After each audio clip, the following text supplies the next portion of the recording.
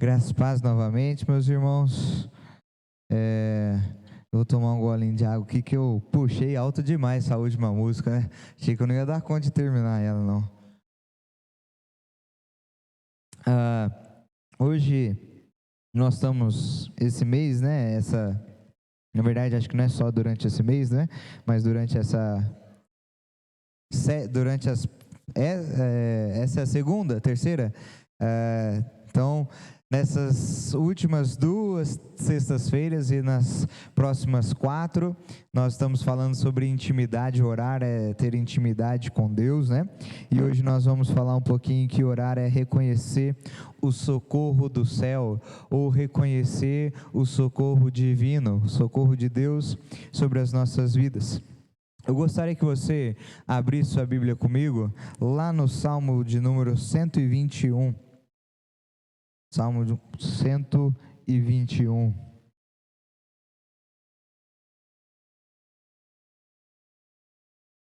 Se você está em casa ou no celular aí, tem acesso a outras versões, eu vou ler aqui na NVI. Se você tem um aplicativo aí, quiser colocar na NVI junto, ou se tem essa versão aí para nós lermos juntos, mas fique à vontade. Salmo 121 diz assim: levanto os meus olhos para os montes e pergunto: de onde me vem o socorro? O meu socorro vem do Senhor, que fez os céus e a terra. Ele não permitirá que você tropece e o seu protetor se manterá alerta. Sim, o protetor de Israel não dormirá. Ele está sempre alerta. O Senhor é o seu protetor. Como sombra que o protege, ele está à sua direita. De dia, o sol não o ferirá, nem a lua de noite. O Senhor o protegerá de todo mal, protegerá a sua vida. O Senhor protegerá a sua saída e a sua chegada, desde agora e para sempre. Amém. E nós vamos falar então hoje sobre o socorro do Senhor. Orar é reconhecer que Deus vem até nós e Ele nos socorre. Ele vem ao nosso encontro e nos abraça. Então, esse salmo é muito interessante, salmo bastante conhecido, e ele começa com uma pergunta muito oportuna, muito interessante para todos nós. Ele começa perguntando assim: de onde me vem o socorro? Essa talvez seja o versículo desse salmo mais conhecido. De onde me vem? Eleva os olhos para o monte, de onde me virá, onde me vem o socorro? Esse é o tom aqui de todo o salmo. Quando nós olhamos para esse versículo 1, nós vemos que todo o salmo agora, ele vem para responder essa pergunta que o salmista faz aqui. Então ele diz: de onde me virá o socorro? E agora, a partir do salmo, ele começa a responder essa questão. Para nós compreendermos um pouquinho melhor quais são as respostas que ele traz aqui para nós, eu quero abrir um pouquinho o nosso olhar para esse texto, e para isso nós precisamos, em primeiro lugar, entender que esse salmo se trata de um salmo de peregrinação. Ou seja, esse salmo era, na verdade, uma música cantada pelos israelitas, que deveria ser cantada numa viagem específica. Então, enquanto eles estavam peregrinando, a gente sempre canta peregrinando, a música desse salmo, né? E aí a gente diz, então, quando eles estavam peregrinando para Israel, quando eles estavam nessa viagem específica de volta para casa, anualmente o povo de Israel voltava para Israel para oferecer sacrifícios e ofertas ali na época das festas, como a Páscoa, por exemplo. Então, naquele momento em que eles estavam voltando para a terra de Israel, eles iam cantando canções, e essas canções lembravam a eles quem eles eram, que tipo de povo eles eram. Israel é o povo de Deus, é o povo separado por Deus, para que eles sejam o seu povo e Deus seja o seu Deus. E essas canções que eles cantavam de peregrinação, eram canções que contavam as histórias de Israel, eram canções que contavam e cantavam os grandes feitos de Deus pelo seu povo. E assim, a memória judaica, a memória do povo não era esquecida. Quando nós vamos cantando, a gente sabe muito bem disso, ainda mais hoje em dia, na era do TikTok, como uma música tem poder de entrar na nossa cabeça, né?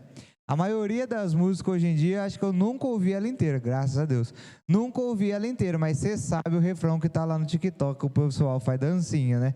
Então, a gente vê como a música, a gente sabe o poder que a música tem para entrar e para grudar na nossa mente. E o povo, nesse período de peregrinação, eles cantavam canções que contavam da sua história. E assim eles iam, então, deixando com que a sua história fosse marcada ali. Enquanto eles viajavam, eles cantavam esses salmos, que na nossa Bíblia vai aqui do Salmo 120 até o Salmo 136. Então, para a gente fazer esse resumo aqui, esse recorte, o Salmo 121 é um canto de peregrinação. Mas há um segundo fator que nós precisamos olhar aqui. O povo de Deus estava espalhado por toda a terra. Eles viviam como estrangeiros, longe de casa. Se nós voltássemos aí um capítulo, olhássemos para o Salmo 120, o versículo 5, deixa isso muito bem claro. Ele diz: ai de mim, que vivo como estrangeiro em Meseque, que habito entre as tendas de Quedar.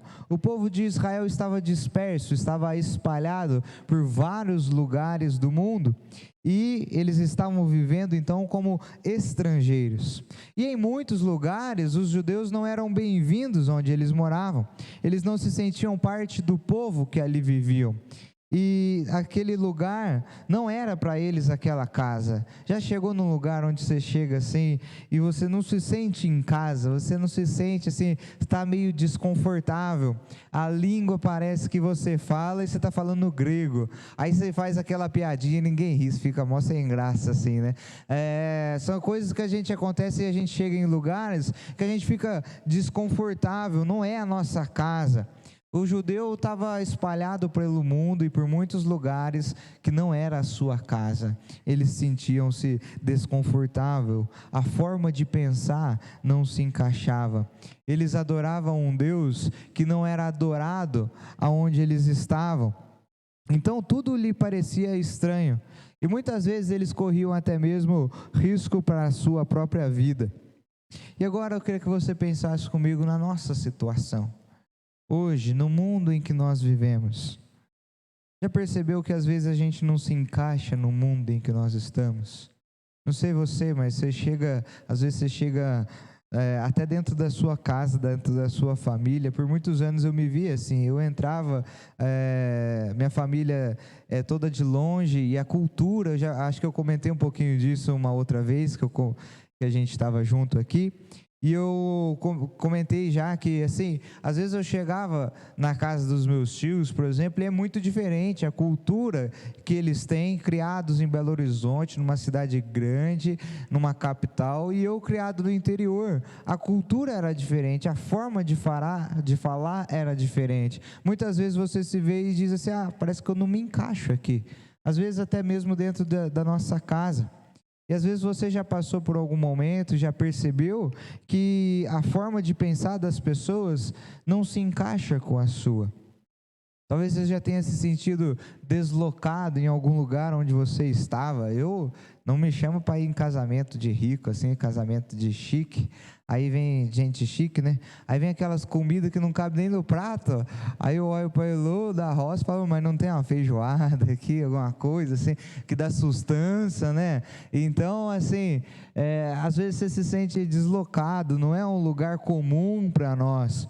E às vezes eu olho para o mundo e eu vejo, parece que os planos desse mundo, os desejos que eu vejo nas pessoas, parece fútil demais, parece que não se encaixa com os planos que Deus tem. Quando eu olho para o reino, parece que esse mundo entrava as coisas, não pertenço a esse lugar. Não sei se sou só eu, mas se você também já quis ser socorrido desse mundo. Deus, vem me buscar desse mundo. Senhor do céu, venha me socorrer, porque aqui não está dando mais.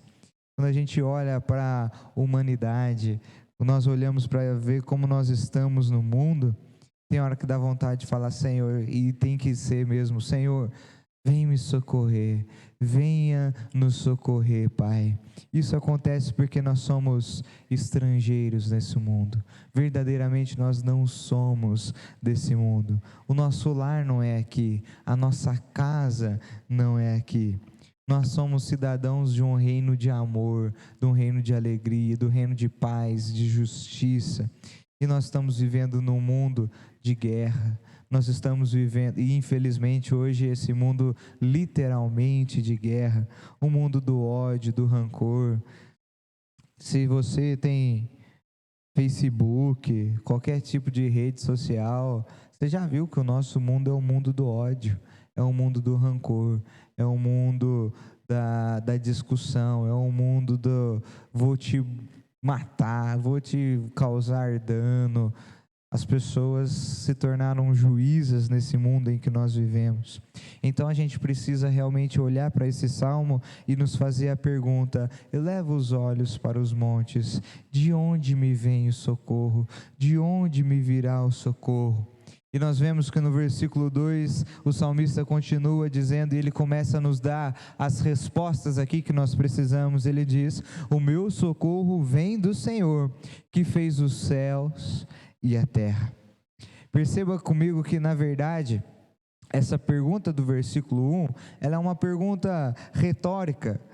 Aqui eles não tinham essa dúvida, cadê, será que eu tenho alguém para me socorrer? Será que Deus não está nos vendo? A pessoa aqui, ela não tem dúvida de que Deus vai vir socorrer, ou por qual meio o socorro dela chegará. A pergunta desse salmo, ela já vem com uma resposta pronta. Ele diz para nós: eleva os olhos para o monte, de onde me virá o socorro? O meu socorro vem do Senhor. Quando eu olho para os montes, e naquela época eles estavam olhando ali já para Jerusalém, e nós poderíamos dizer, quando eu olho para o céu, eu sei onde está o meu socorro. Quando eu olho para baixo, quando eu olho para essa terra, eu vejo, meu Deus, eu preciso ser socorrido. Mas quando eu olho para o céu, eu sei de onde vem o meu socorro. E essa é a razão de nós termos intimidade com Deus, porque nós precisamos ser socorridos dessa terra, e se nós olharmos para Ele, nós saberemos de onde vem o nosso socorro. Os montes simbolizavam então Jerusalém. É como se eles estivessem dizendo então, ali está o meu socorro, é de lá onde vem o meu socorro. Quando nós olhamos para a cruz, quando nós olhamos para o céu, quando nós olhamos para Jesus, nós vemos, é dele que vem o meu socorro. Eu só preciso erguer a minha cabeça e saber que o meu socorro vem do Senhor. E aí o salmista, ele continua dizendo, sabe por que Deus é o meu socorro? Porque Ele é o meu guardião, Ele é o nosso guardião. Ele não permite que você suceda às suas tentações, diz o versículo 3. Aí no versículo 4 ele diz que Ele está vendo a maldade do mundo em que nós vivemos. Ele é um guardião fiel. E o versículo 5 diz que Ele está grudado conosco como uma sombra. Do mesmo modo que você anda num dia de muito sol e você vê a sua sombra, o Senhor está ao nosso lado como uma sombra. Ele guarda a nossa vida de toda e qualquer circunstância, diz o versículo 7. E em todo o tempo Ele nos protege. Então o salmista começa a mostrar para nós nesse salmo que o Senhor é o nosso guardião, que nós temos um Deus que não se afasta de nós, que Ele está presente ao nosso lado, assim como uma sombra está. Ele é o nosso guardião fiel. Em toda e qualquer circunstância Ele está presente, Ele está ao nosso lado. O Senhor, aquele que criou todas as coisas, Ele é muito maior do que esse mundo. Ele é muito maior do que as circunstâncias. Ele é muito maior do que aquilo que nos aflige. E é Ele que vem para nos socorrer. É dele que vem o nosso socorro. Mas eu creio que há para nós uma grande tentação no mundo em que nós vivemos. O mundo quer que nós acreditemos que Ele também pode nos socorrer. Que Ele também pode oferecer para nós um novo socorro. E nós vivemos numa grande tentação de, como peregrinos aqui, cedermos e acreditarmos que esse mundo pode trazer para nós socorro de Deus. Quando nós deixamos de elevar os meus olhos aos montes, elevar os meus olhos ao céu, elevar os meus olhos à cruz, eu começo a acreditar que o mundo pode ter respostas para a minha dor, que o mundo pode ter respostas que me socorre diante da minha aflição, que nós podemos abaixar a nossa guarda, porque o mundo nem é tão mal assim.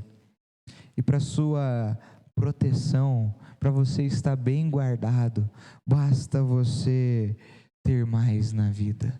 Busque mais, se dedique mais. Eu não lembro agora, minha cabeça está muito boa. Não lembro se domingo eu comentei sobre isso, mas esses dias eu estava conversando com a Elô lá em casa. E eu estou muito impactado como a gente tem invertido os valores da nossa sociedade. Se a gente olha para a Revolução Industrial, o que aconteceu? Vamos diminuir a carga horária, porque 16 horas de trabalho nessas situações insalubres não dá para se viver. Vamos diminuir a carga horária, a luta era essa. Vamos diminuir, vamos colocar um pouco mais de humanidade. As pessoas estão sendo escravizadas.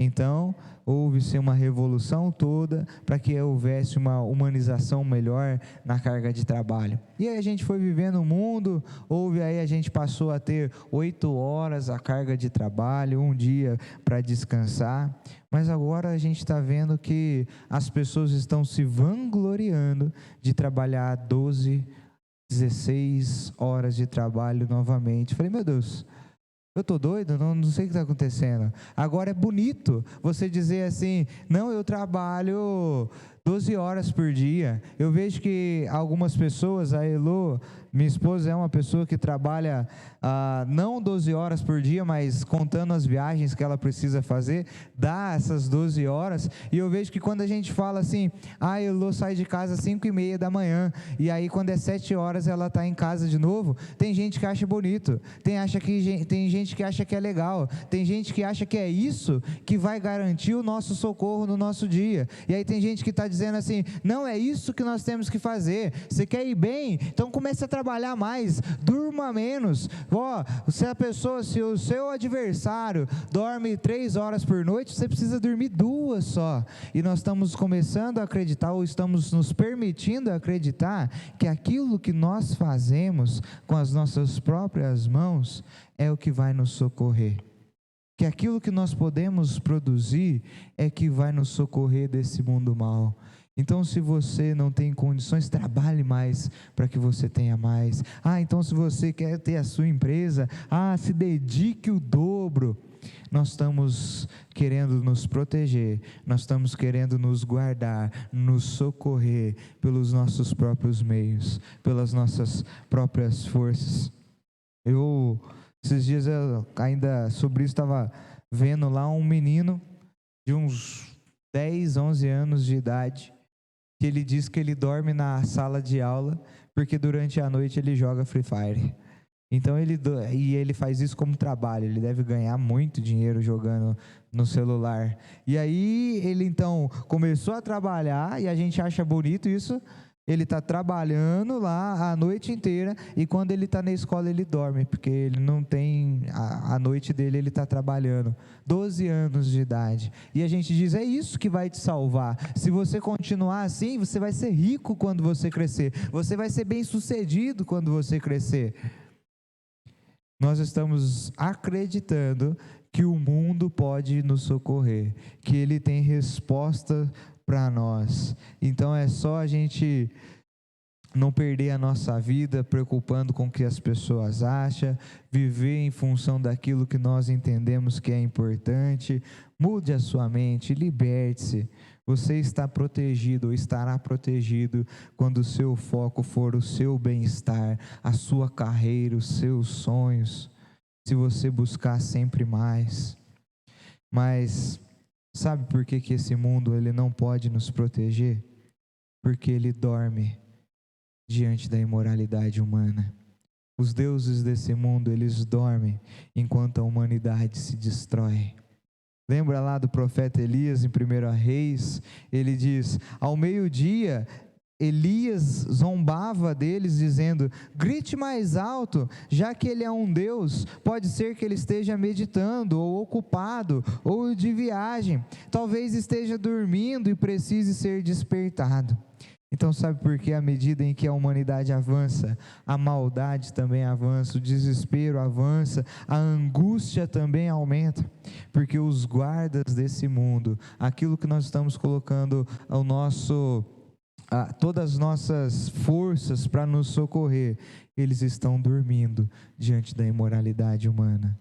Só aquele que venceu o mundo pode nos socorrer do mundo mau. Só aquele que venceu o mundo através da sua morte e ressurreição tem autoridade, tem poder para nos socorrer.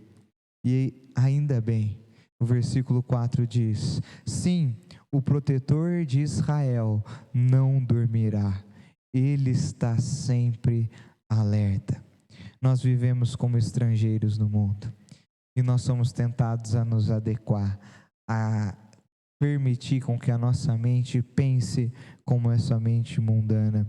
Mas Deus conhece as ciladas desse mundo e Ele nos oferece, que o mundo nos oferece.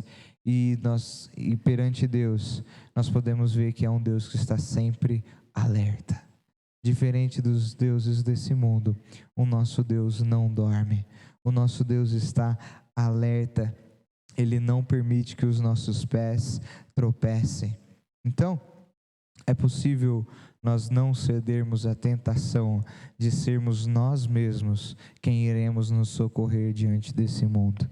Não pela nossa própria força, mas porque quando elevamos os nossos olhos aos céus, o nosso socorro vem do Senhor, daquele que já conquistou a chave do Hades, aquele que já venceu o inferno, aquele que já nos deu nova vida.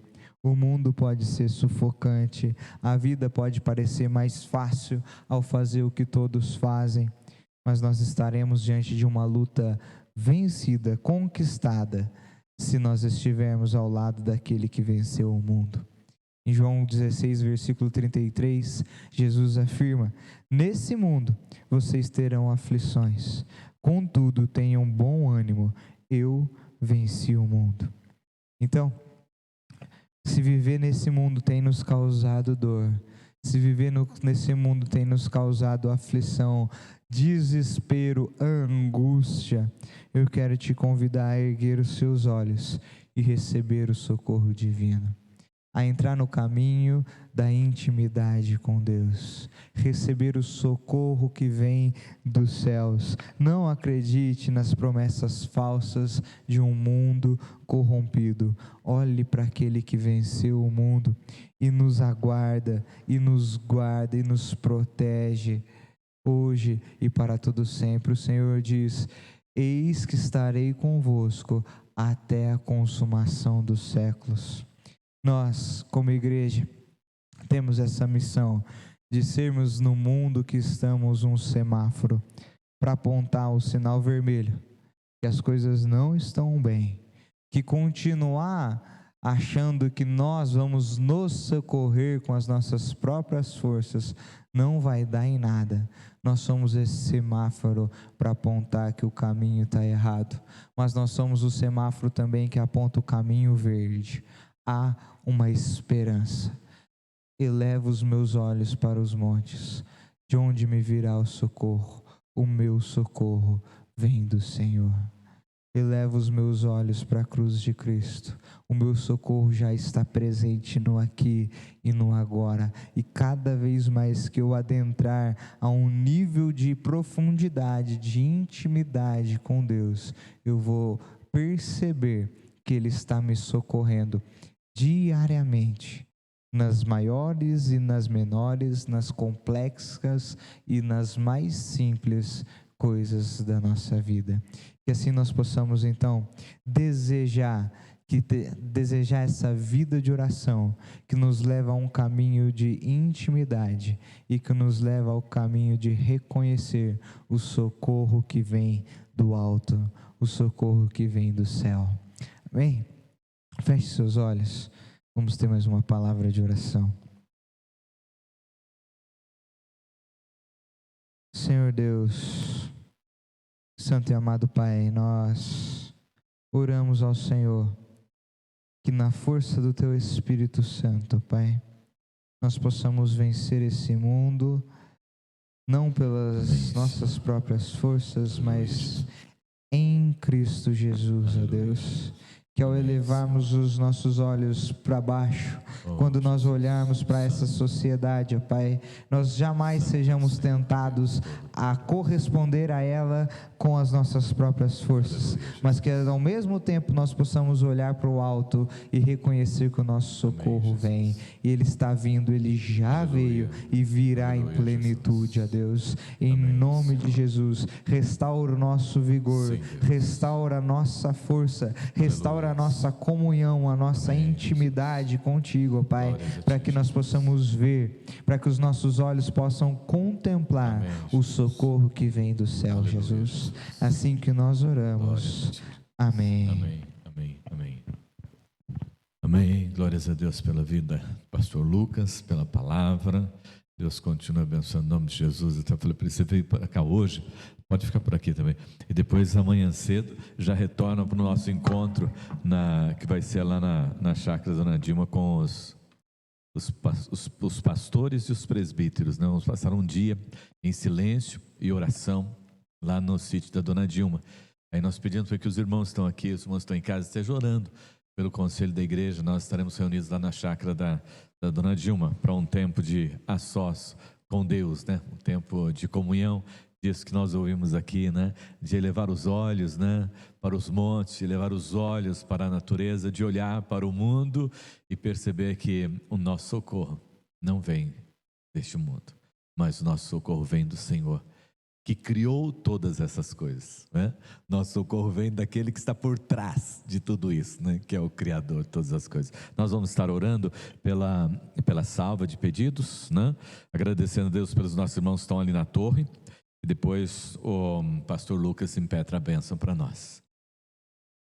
Maravilhoso Deus, Pai Todo-Poderoso, Deus de graça e misericórdia. Grande, ó Deus, é a nossa alegria porque podemos estar na sua casa. Grande, ó Deus, é a nossa alegria, Pai, porque um dia o Senhor se fez conhecer a nós, Pai. Se deu a conhecer a nós, e nós estamos alegres e felizes porque o conhecemos como o único e suficiente Salvador das nossas vidas. O conhecemos também, ó Deus, como nosso socorro, como o Deus Emanuel, Deus conosco, Pai. O conhecemos, Senhor Deus, como nosso refúgio. O conhecemos, ó Deus, como a nossa fortaleza. O conhecemos, ó Deus, como o nosso socorro bem presente. O conhecemos, ó Deus, como o milagre que nós temos necessidade. O conhecemos, ó Deus, como a segurança, Senhor, que nós sentimos falta no dia a dia, Pai, porque só o Senhor é Deus Todo-Poderoso. Visita, ó Deus amado, agora, Senhor, em nome de Jesus, cada um desses pedidos, Senhor, que se encontra aqui. Muitos deles, Senhor, meu Deus, nós não conhecemos, Pai, mas, ó Deus Todo-Poderoso, o Senhor conhece cada um deles. O Senhor sabe, ó Deus, do sofrimento de cada um. O Senhor conhece, ó Deus, as lágrimas de cada um, Pai. E por isso nós queremos pedir, Pai, em nome de Jesus, que Tu és, ó Deus, o nosso socorro, Senhor, o nosso refúgio, a nossa fortaleza e o milagre que nós estamos esperando. Visita cada um desses pedidos de oração, Senhor. Visita, ó Deus, aquelas famílias, Senhor, que têm entes internados, Senhor, parentes internados, Senhor, esteja entrando com providências da saúde, Pai, em nome de Jesus, Senhor, enviando, Senhor, meu socorro, Pai, através através dos medicamentos, através dos médicos, Senhor, para que o milagre aconteça em nome de Jesus, Senhor. Olha, Deus, por aqueles que estão com problemas de relacionamentos nos lares, Senhor. Oh, Deus Todo-Poderoso, Tu és o Deus da paz, Senhor. Estende a Tua mão sobre essas famílias, Senhor, e estabelece, ó Deus, a Sua gloriosa paz em nome de Jesus, Senhor. Olha, Deus, por aqueles que estão desempregados, Senhor, e que estão buscando um trabalho, que portas, ó Deus, sejam abertas em nome de Jesus, Senhor. Olha, Senhor, meu Deus, Pai Todo-Poderoso, Senhor, por aquela família que já está passando necessidade, Senhor, e abra, Deus, os nossos olhos como igreja, para que possamos ver as necessidades, sentir as necessidades, Pai, ir ao encontro desses, Senhor, para que sejam supridas as necessidades deles, Senhor, para que eles creiam que existe, Pai, um povo que crê no Senhor e que faz as obras do Senhor sobre a face da terra, Pai, em nome de Jesus, Senhor. Olha também, Senhor, por aqueles, como nós ouvimos nesta noite, Pai, e tem misericórdia deles, Senhor, que tem colocado a sua esperança, que tem colocado, Deus, a sua fé nas coisas deste mundo, nas coisas desta vida, Senhor. Tem misericórdia desses, Senhor, porque irão se frustrar, Senhor, irão, Senhor, meu Deus, ó Pai, lançar suas vidas fora, Senhor. Tem misericórdia, permita, ó Deus, que tenham a oportunidade de conhecer a Ti como único, suficiente Salvador, Senhor, e mudem de vida enquanto, Senhor, meu Deus, há tempo de salvação, há tempo, Senhor, meu Deus, de vida eterna, há tempo, Senhor, meu Deus, de libertação, Pai. Nós oramos, Senhor, por aqueles que estão opressos, Senhor, meu Deus, oprimidos, ó Deus, pelo inimigo, Senhor, oprimido, Deus, pelas circunstâncias, pelas dores, Senhor, oprimido, Senhor, Deus, pelos sentimentos de amargura, de tristeza, de angústia profunda, Senhor, ó Deus Todo-Poderoso, visita-os, ó Pai, e derrama o Teu bálsamo precioso e vai curando, libertando e sarando essas vidas, Pai, em nome de Jesus, Senhor. Nós oramos, ó Deus, agradecendo, Senhor, pela Tua igreja, pelo Teu povo, Senhor, que tem, ó Deus, ó Pai, a alegria de estar diante do Teu trono, e, ó Deus, se colocam na torre de oração, Pai, e clamam, e clamam, e pedem e buscam, porque sabem que o Senhor é o Deus Todo-Poderoso e é do Senhor que vem o socorro para nós, para a nossa igreja, para a nossa família e para o mundo inteiro. Nós oramos, Pai, pedindo que o Senhor nos abençoe em nome de Jesus. Amém, amém, amém. Que a graça do nosso Senhor Jesus Cristo, o imenso amor de Deus o Pai, a comunhão, a sabedoria, a iluminação e o discernimento do Santo Espírito seja sobre nós, sobre todo o povo de Deus que está hoje na torre de oração, sobre todo o povo de Deus espalhado pela face da terra, hoje e para todo sempre. Amém.